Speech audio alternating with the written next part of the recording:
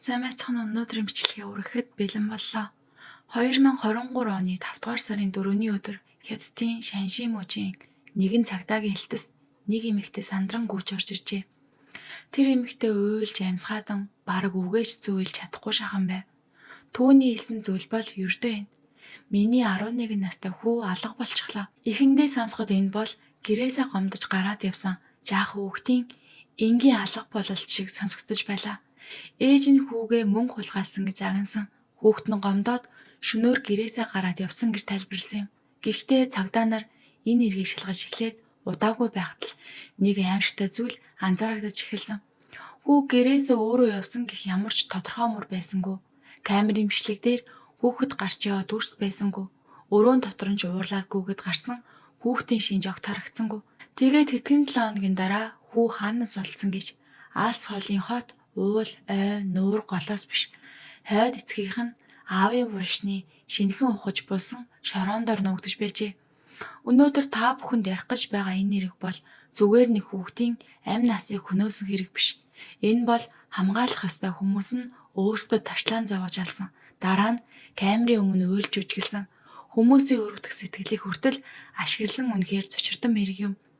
Энэ нэрийг Хятадын Шанши мужийн Янчанотын Линий эмээг нутагт болсон. 2023 оны 5 дугаар сарын 4-нд нутгийн цагдаагийн газар нэгэн эмэгтэй мэдүүлгийг авч эхэлжээ. Эмэгтэй овгон Ши тэр эмэгтэй 11 настай хүү Жангма Ужа алга болсон гэж мэдүүлсэн байна. Ээж Шигийн тайлбар маш энгийн байлаа. Түүний хэлснээр 5 дугаар сарын 2-ны орой гэрийн шүүгэнд байсан бага хэмжээний бэлэн мөнгө алга болсон байна. Тэр мөнгийг хүү авсан гэж сэжиглэж хүүгээ загнаж шийтгсэн гэжээ. Эхэндээ хүү нь үгүйсгсэн ч удалгүй мөнгө авснаа хүлээж уушлалгүйсэн гэж тэр хэлсэн байна. Дараа нь унт маргааш сургуультай явна гэж хэлээд өрөөнд нь оруулжээ. Харин 5 дугаар сарын 3-ны өглөөс ирээд харахад хүүгийн өрөөний хаалга онгорхой дотор нь хөнгүү байв. Тэр даруй нөхөр Ваныг сэрээсэн байна. Хойд эцэг болох Ван эхэндээ өчтөр загнуулсандаа гомдоод эрт сургууль руугаа явсан байх гэж бодсон гэжээ. Гэхдээ хүүхдийн сургуулийн цүнх өрөөндөө байж байсан. Дөрөнд хувцсан ч шүүгээнд өлгөөтэй.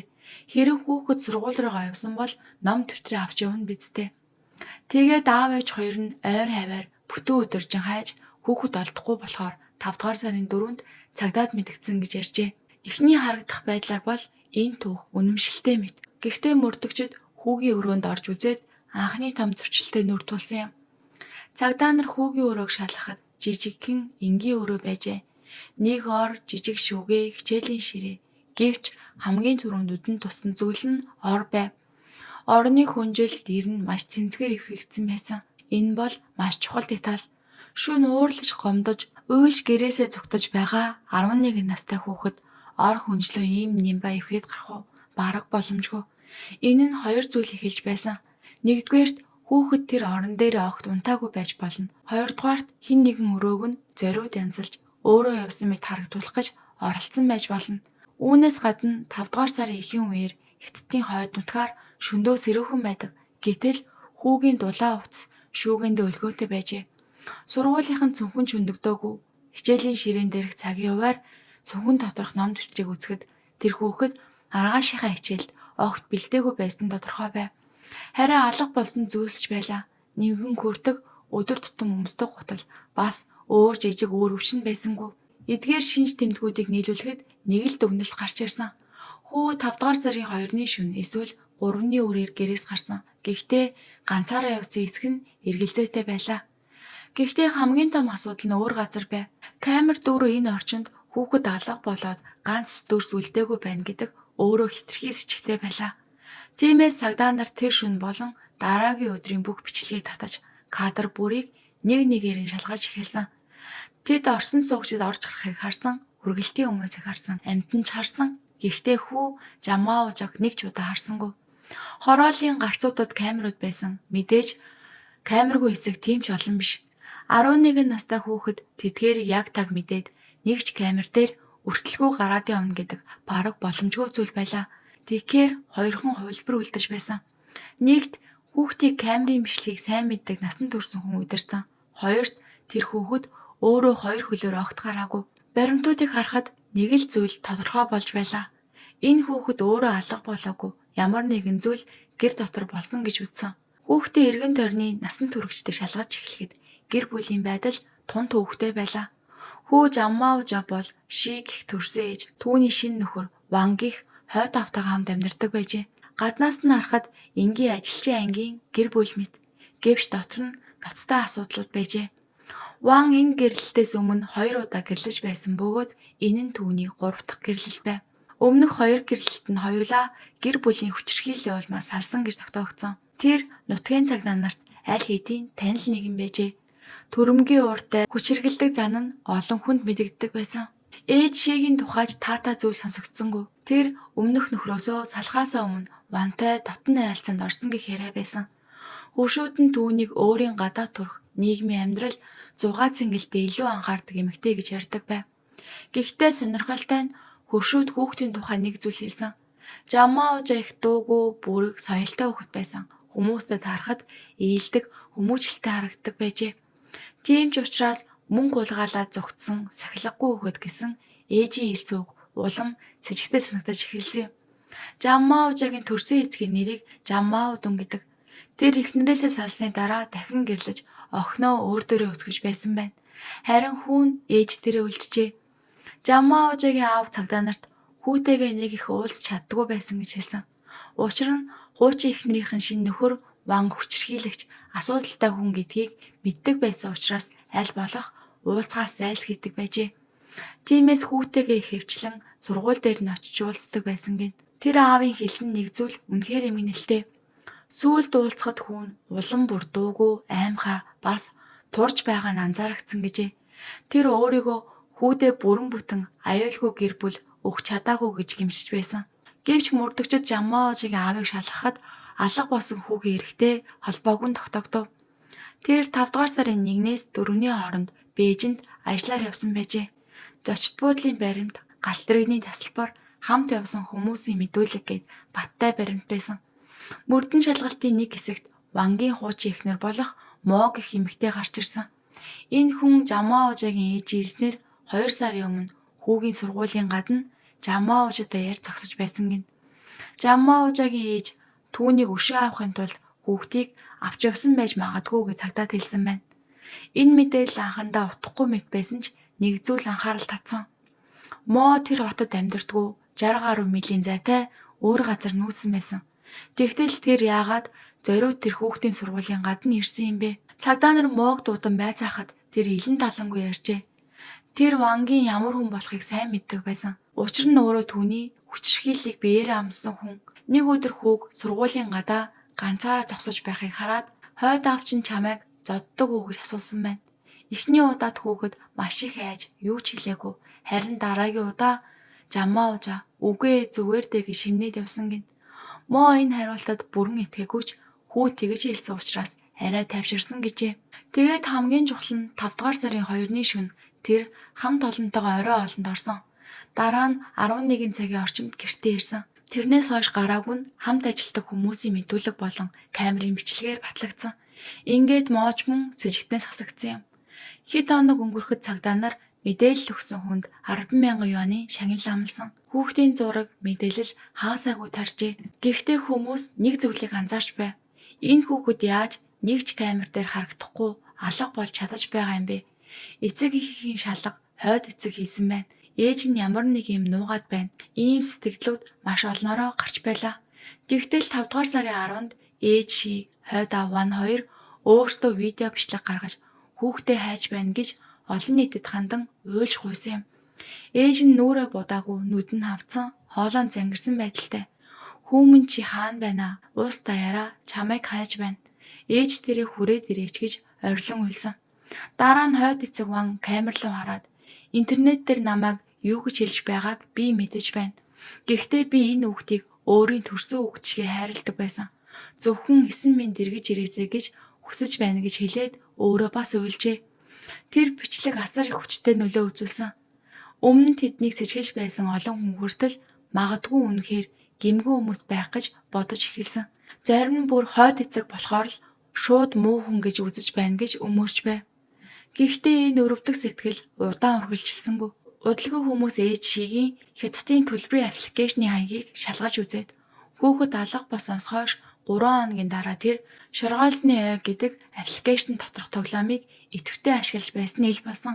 Өдөр бүр утсаа оролдож тоглоод сууж байсан гэсэн. Хэрэв үнэхээр 11 настай хүн алга болчихсон. Амьд өгсөн мэддэхгүй байхад хүн ингэж тайван тоглож суудаг. Эндээс эхлээд олон нийтийн уур дахин дүрлэлцв. Энэ хоёр жүжиглэлтээр бараг Оскар авах шахажээ гэсэн ёжилсан сэтгэл хүртэл хаасайгүй тархсан. Гэвч энэ бүхний цаана цагдаа нарт нэг том бэрхшээл хэвээр үлдэж байлаа. Тэд аав ээж хоёрыг сэжиглэж байсан ч зогцос олдсонгүй, шууд барих нотлохооч байсангүй. 2023 оны 5 дугаар сарын 24-нд хэрэг гарснаас хойш 20 хоногийн дараа бүх зүйл санаанд оронгүй байдлаар хэрэгв. Линий орчмын нэгэн тосгоны хүн эцгийнхээ булшийг цэвэрлэхээр оршуулгын газар очижээ. Тэр хүнтэй хамт явсан нохоо нь гинэт нэгэн булшны ойролцоо маш сонин авирлаж эхэлсэн байна. Уяагаа чангааж тасралтгүй хуцаж шороог нь ухаад байж. Эзэн нь очиод харахад сэндийдсэн шороон дундаас ямар нэгэн зүйл цухууж байжээ. Төхөж очиод сайн хартал хүний зогцсны хэсэг байсан байна. Тэр даруй цагдаа дууджээ. Цагдаа нар очиод тэр булшийг хэнийх болохыг тогтоосон. Тэр бол Вангийн гэр бүлийн булш. Илүү нарийн хэлбэл хойд эцэг Вангийн төрсөн аавынх нь булш байжээ. Хятадын хөдөө орон нутагт өвөг дээдсийн булш бол маш ариун, хинч гар хүрдгүй газар. Тийм газар зогсноос нь байна гэдэг асар их шок байлаа. Булшны дээд хэсгийн шороо шинхэн хөдлөгсөн. Дахин булсан ил байсан тул цагдаа нар ухаж эхэлжээ. Булшны дээд талын шинхэн шороон доороос 11 орчим насны хүүхдийн ялзарч эхэлсэн цогцос гарч ирсэн. Тэр цогц дээр байсан нэмгэн күртгөмд нь жамаа ууж алга болсон шөнө өмсөн хувцастай яг таарч байлаа. Шүүх эмнэлгийнхэн үзэхэд аарцагны яс ноцтой угарсан. Олон газар хүчтэй зохигдсон. Биеийн эсгүүдэд буслахсан халуун ус эсвэл маш халуун шингэнд түлэгдсэн шархнууд байсан. Биеэр нь янз бүрийн хөхрөлтүүд байжээ. Энэ нь ганц удаагийн гинэт уралсан хэрэг биш. Удаан хугацаанд давтагдсан хүчирхийлэл болохыг харуулсан. Үхлийн шалтгаан нь хүчтэй задуулал, түлэгдэлтийн улмаас шоконд орж, эрхтнүүд нь ажиллагаагүй болсон явдал гэж тогтогдов. Одоо цагдаа нарт цогцос үхлийн шалтгаан гээд бүх нотлох байранд бэлэн байлаа. Тэгээд ээж ши хойд аав Ван хоёрыг тус-тусад нь байцаалтанд оруулав. Эхэндээ хоёул өмнөгшгөө уйлж жүжиглэж эхэлжээ. Цагдаа нар тэдэнд бид хүүхдийг олсон. Танаа аавын булшнаас олсон гэж хэлэхэд чимээгүй болсон гэдэг. Ээж ши өөрийгөө хохирч мэтэр дүрсэлж би маш их хайдаг байсан. Ван их догшин. Хүүд маань байнга гар урдаг байсан. Би эхэндээ хамгаалах гэж оролцсон ч сүүлдээ айгаад чимээгүй болчихсон гэжээ. Түүний ярьснаар 5 дугаар сарын 2-ны орой хүүг мөнгө хулгайлсан гэж загнасны дараа тэр хүнсээ авахаар 1 цаг орчим гэрээс гарсан байна. Буцаж ирэхэд Ван тамхи татаад тайван сууж байжээ. Хүү яасан бэ гэхэд Ван үхчихсэн гэж инээмсэглэн хэлсэн гин. Тэгээд өрөөнд ортол хүүн хөдөлгөөнгүй өвтөж байсан. Өөрөө орилж уйсан. Ван түүнийг тайвшруулад энэ бол осол хамтдаа нуухгүй бол хоёулаа шоронд орно гэж хатгсан гэжээ. Гэхдээ хажуу өрөөнд сууж байсан Ван огт өөр зүйл ярьсан. Тэр ши бол сайн ээж биш. Өөрийгөө л боддог. Гоёж хангалах, гадуур явах, надаар эхлүүлэхэл боддог байсан гэж хэлсэн. Хүүг өөрөө зоддог байсан гэдгээ нуусангүй. Гэхдээ надаас илүү тэр эмэгтэй өөрөө хүүдээ хатуу байсан гэжээ. Тэгээд тэр шөнө юу басныг дэлгэрэнгүй ярьсан байна. Шүүгэнд байсан бэлэн мөнгө дутсан. Хоёулаа хүүг дуудаж асуусанчгүй шууд зодож эхэлжээ. Хүү айж өвдөж юу ч хэлж чадахгүй байсан баг. Гэтэл энэ нь бүр өөрийг нь хүргэжээ. Удаан хугацаанд зодсны дараа хамгийн чихүүд сүрмээр хэсэг болсон. Вангийн мэдүүлснээр ээж ши галтагоо руу орж буцалсан халуун ус аваад иржээ. Тэгээд тэр усыг өөрийн төрсөн өдөрөө асгаж мөнгө авснаа хэлгэж дарамтлсан байна. Хүү хашгирж өршөөл гуйж байсан. Гэвч тэд зогсоогүй зодсоор тамсаар байсан. Эцэст нь хүү хөдөлгөөнгүй болжээ. Тэр мөчид тэдний толгойд хүү өглөө гэсэн харамсал биш. Одоо яаж шоронгоос мултрах вэ гэсэн айдас орж ирсэн байна. Шөнө орой хөршүүд унтаж байх үед хүүгийн цогцыг том аяллаа цүнхэнд хийж камергүй хэсгээр гарч Ван машинаараа оршуулгын газар авч явжээ. Тэгээд өөрийн аавын булшны дээд талд шороог нь ухан хүүхдийн цогцыг булсан байна. Дараа нь тэд гэртээ ирээд унтсан. Маргааш нь сэрээ цагдаад очиж хүү маань алга болсон гэж үжиглсэн байдаг. Эхнэр нөхрийн мэдүүлэг зарим хэсэг дээр зурж байсан ч гол үнэн ил болсон. Хүүг хоёулаа хамтдаа зоодсон. Ээж ши буцалсан ус хасгасан. Хүү байн хүчрхийл дурддаг байсан. Энэ удаал амьд гарч чадаагүй. Цагдаа нар тэднийг нүүрэлдүүлэн байцаахад Ши бүх үннээ хүлээжээ. Өөрөөр хэлбэл энэ бол ганц хүний хийсэн хэрэг биш, хамтран үлдсэн хүүхдийг эрүүдэн шүүж амь насыг нь хөнөөсөн хэрэг байсан юм. Хэрэг ил басны дараа хөршүү, танилуд, сэтгүүлчид улам их мэдээлэл олж эхэлсэн. Нэг хөршин 4-р сарын 28-ны шөнө хүүхэд удаан хугацаанд их чангаар уйлж байсныг сонссон гэж хэвлэлдэржээ. Энэ нь 5-р сарын 2-ны мөнгөний асуудлаас 4 хоногийн өмнө болсон хэрэг. Өөрөөр хэлбэл хүүхэд зөвхөн тэр шөнө зодуулаад үхээгүй. Тэр гэрт хэдэн өдөр, магадгүй хэдэн 7 хоногоор тамийн амьдрал туулж байсан байж болзошгүй. Би дээр нь байсан хуучин шинэ хөхрөлтүүд үүнийг баталсан. Сургууль дээрээ тэр сайн хүүхэд байжээ. Багш нь оршуулгын үеэр тэр маш ухаантай, ангийнхаа дээгүүр сурдаг хүүхэд байсан. Сайхан сэтгэлдээ бүгдэд хайрлагддаг байсан гэж хэлсэн байна. Ээжийнх нь ярьсан мөнгө хулгайлдаг асуудалтай хүүхэд гэдэг дүр төрх үнэн биш байсан. Харин ч магадгүй сургууль нь түүний амьдралын цорын ганц тайван газар байсан байх. Прокурорын байгууллага Ши Ван хоёрыг санаатай хүний амь хөнөөсөн зүйл ангаар яллахаар болсон. Хохирогч нь насан туршаагүй хүүхэд түүнийг асран хамгаалах үүрэгтэй хүмүүс өөрсдөө алсан. Дээр нь эрүүдэн шүүлсэн, цогцыг нуусан, цагдааг төөрөгдүүлсэн гээд маш олон хүндрүүлэх нөхцөлтэй байв. Олон нийт бараг бүгд цаазаар авах ёстой гэж үзэж байлаа. Вангийн хувьд асуудал тодорхой байсан. Тэр хүчирхийлэл үйлдснээ хүлээсэн, өмнө нь хүчирхийллийн түүхтэй иймээс шүүхтүнд цаазаар авах ял оноосон. Харин хамгийн их өөр маргаан дэгдээсэн хэсэг нь ээж Шигийн ял байв. Яагаад гэвэл байцаалд 20 үеийн эрүүл мэндийн үзэлгээр ээж Ши жирэмсэн болох нь тогтоогдчихжээ. Хятадын эрүүгийн хуульд жирэмсэн эмэгтэйд цаазаар авах ял хэрэгжүүлдэггүй гэсэн маш тодорхой заалт байдаг. Энэ нь гэмт хэрэгтэн эмэгтэйг хамгаалж байгаа хэрэг биш, харин хэвлэлт гэмгүй хүүхдийн амийг хамгаалж байгаа хууль гэж үздэг. Ингэснээр Ши хэдий маш ноцтой гэмт хэрэг үйлдсэн ч цаазаар авах ялаас шууд чөлөөлөгдөжээ. Түүнд бүх насаар хорих ял оноосон. Төрсөн хүүгээ буталсан усаар түлж зодож алсан эмэгтэй хэвлэлт өөр нэг хүүхдийн ачаар амьд үлдсэн гэсэн үг. Энэ нь Хятад даяар асар том ёс суртахууны маргаан үүсгэсэн. Амьд хүүхдээ алсан хүн хэвлэлт хүүхдийн ачаар аврагдаж байна. Энэ бол хүний эрхүү эсвэл шударга ёсны доромжлол уу?